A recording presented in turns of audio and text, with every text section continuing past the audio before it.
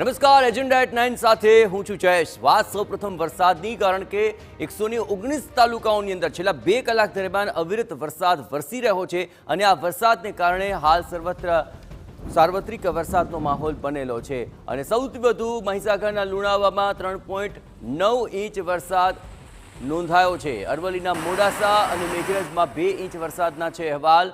રાજ્યના 6 તાલુકામાં 1 ઇંચથી વધુ વરસાદ ખાબકી ચૂક્યો છે અને છેલ્લા 24 કલાકની જો વાત કરવામાં આવે તો રાજ્યના 116 તાલુકામાં વરસાદના અહેવાલ છે અને છેલ્લા 24 કલાકમાં સૌથી વધુ ખેડાના નડિયાદમાં 4.64 ઇંચ વરસાદ ખાબક્યો છે। તો સાર્વત્રિક રીતે વરસાદ અત્યારે 116 તાલુકાઓની અંદર વરસતો હોવાની વિગતો પ્રાપ્ય બની છે। છેલ્લા 24 કલાકમાં સૌથી વધુ ખેડાના નડિયાદમાં 4.65 ઇંચ વરસાદ વરસ્યો છે અને છેલ્લા 2 કલાકની જો વાત કરવામાં આવે તો 119 જેટલા તાલુકાઓની અંદર વરસાદ વરસ્યો છે, જેમાં સૌથી વધુ મહીસાગરના લુણાવાડામાં 3.9 ઇંચ વરસાદ વરસ્યો છે।